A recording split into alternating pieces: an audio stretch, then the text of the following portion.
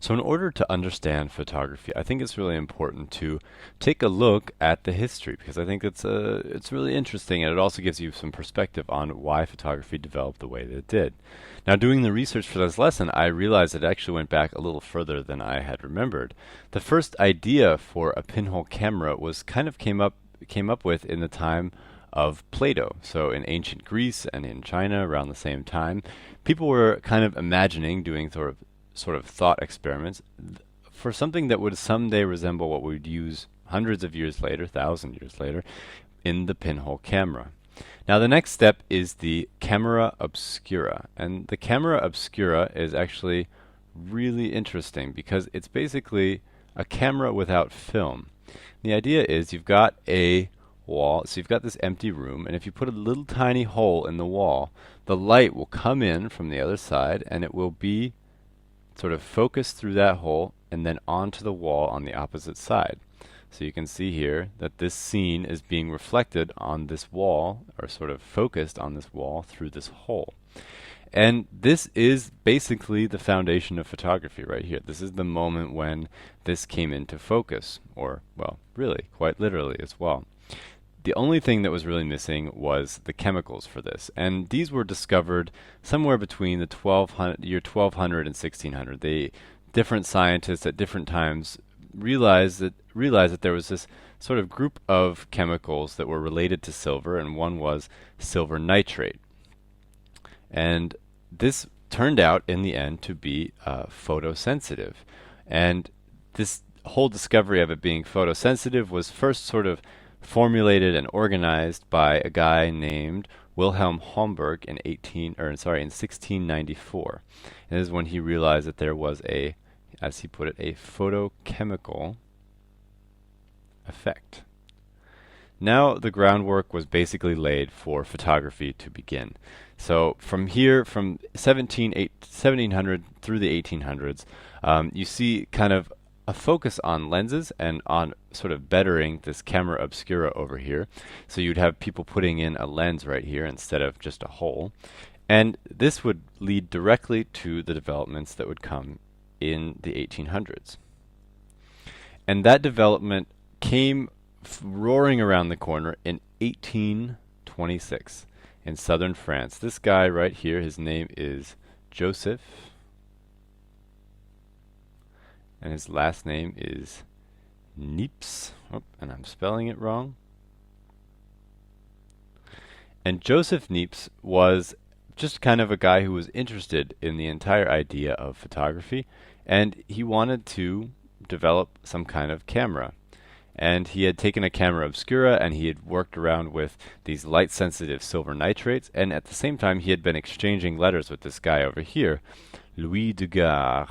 Well, Joseph Niepce was the first person to really come up with a photo, a permanent photo. And that's a really important distinction because a lot of people had made photos, but this was the first permanent, and I'm not spelling it right, permanent photograph. Lots of times they would make them and then they would soon deteriorate really quickly, but this was the first one that would last, and it lasted up until now.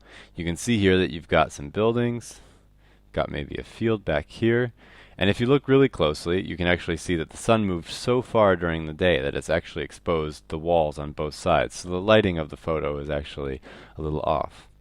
Now this was done on a piece of pewter with some silver nitrate slapped on it, and it took 8 hours to make this photograph. So can you just imagine taking a photo that takes 8 hours to make? You can't move the camera a single bit. Just have to leave the camera there for 8 hours. So this step now behind them, the move then became to simplify and strengthen the power of photography and to make photographs something that you could take instantaneously, so it wouldn't take 8 hours to make a photograph. So when Niepce died, Niepce, I'll say, died in 1833. And he passes all of his papers on to Daguerre, who in turn, just 6 years later, comes out with the daguerreotype. And this was a revolution. This was very, very big news because the daguerreotype took the same process and basically made it something that could be done more quickly and more permanently. So instead of taking 8 hours, it would just take a few minutes to make a photograph. And this is one of the first daguerreotypes. It's of a city, obviously somewhere in southern France. And you can see here this guy with his foot up on a sort of pedestal of some kind. This guy's actually getting his shoes shined. And there are lots of other people walking around on these streets, but this guy was the only person to stay still for the whole photograph, the whole time it was being made. And so he's the first photographed human in, well, that we know of at least. So very interesting, you know. So this whole discovery and the release of this discovery really prompted a lot of activity. Now this guy over here, his name is Fox Talbot. Fox Talbot was a British guy, so across the channel, and he had been interested in the idea of photography, or it wasn't called photography yet, but and the idea of capturing images on silver nitrate plates, as they would say back then. And he and this astronomer, whose name was John Herschel, worked together on lots of different things. And in 1839, sort of through their collaboration, John Herschel came out with the glass negative. The glass negative was important because it was a better way of capturing the image, and it was something that would become sort of a standard for some time, for almost really 60 years or something like that. So the glass negative is developed. Get the name down.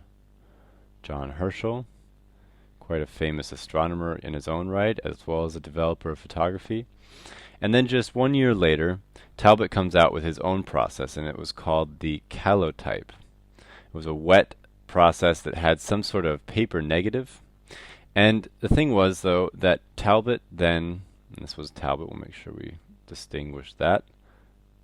And the thing was that Talbot put a copyright on this, and that is the reason that really the daguerreotype took off, because the daguerreotype was bought by the French government and put immediately in the public domain.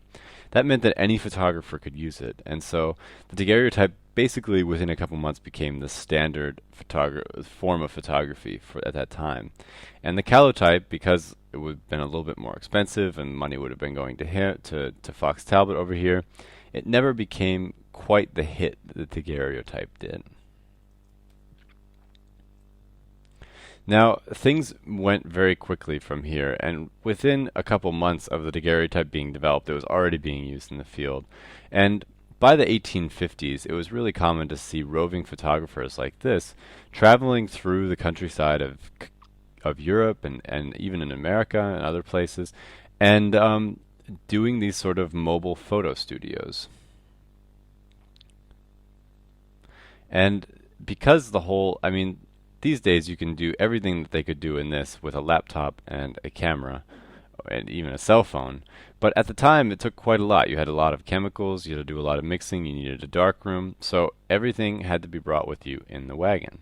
But it was very quick. You could see here that prominent people, this is the Tsar and his wife, and this is Abe Lincoln, one of the early American presidents, all being photographed early on because they realized the power and were all very fascinated by the idea of photography. Now, during the 1860s, the American Civil War was photographed by this guy named Bradley, it was most likely photographed mostly by his assistants, and he sort of took credit for it. And this was kind of more the second incidence. The Armenian War was really the first incidence of photography being used in war and photographing war. So, kind of an interesting note in history. Now, early studios would have looked something like this. So pretty much any time from the 1840s onward, you would have had a big, huge camera. You can see that is a massive camera. And you've got this guy sitting here doing this very sort of stilted pose. And the reason for this is because you've got this piece here holding his head. And this was sort of a required piece of equipment for photographers at the time because the speed of the camera was still so slow. You would have had to hold that pose between 2 minutes, and maybe if your photographer had a really fast camera, maybe 30 seconds. So that's a really long time to hold your head very still for a photograph. So it's pretty amazing. You'll sometimes look in the photos and you'll see that people blinked during the photos or things like that. But this piece of machinery here on the back, this sort of stand, is meant to secure the head, and it's often hiding behind the person in the photo. You don't usually see it when you look at the actual photos. But this is how people adapted to the technology. As it progressed, though, things got better, and they didn't have to use that anymore. Now, here is really where that step takes place, where things really got a lot faster and really changed a lot.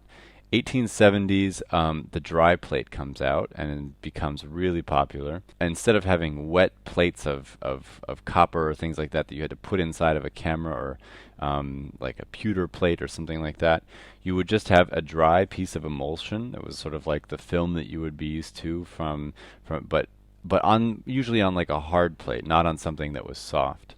Now in the 1880s, Kodak really made some big steps in the technology and really kind of came out with some things that would really forever change photography. In 1884, George Eastman develops a dry gel on paper, and so basically sort of the predecessor to the film that we would be using 50 years later. In 1888, they came up with this slogan right here, which I think is just great.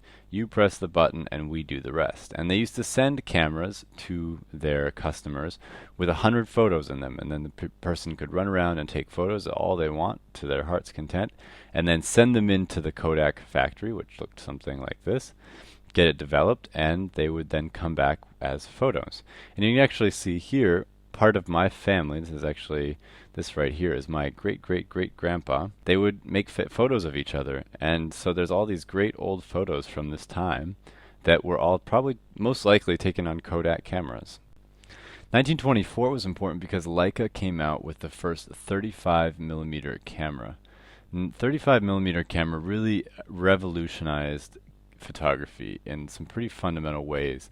The reason is because before this, cameras were just so big and heavy, it was really hard to take them out and capture things in the way that you would experience them. And so you can see here, for example, this image from D-Day in World War II.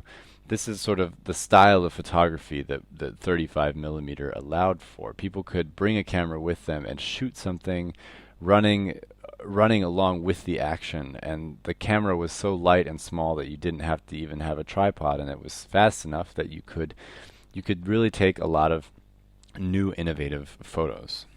After World War II, things really changed a lot, and this is where things really kind of blasted out of the gate. The first SLR came in 1949, so this is a single lens reflex, and we'll explain what that means later, but this is a very special kind of camera that really kind of has become the industry standard for professional photographers. Also, the first digital image. So this is actually a scanned image, so it's not from a digital camera, but it is first digital image right there. So from that moment on, photography really made a lot of leaps and bounds very quickly. In 1963, you get the Polaroid camera. In 1985, you got autofocus, which really changed the way cameras worked with consumers and really changed the kinds of cameras that consumers were buying.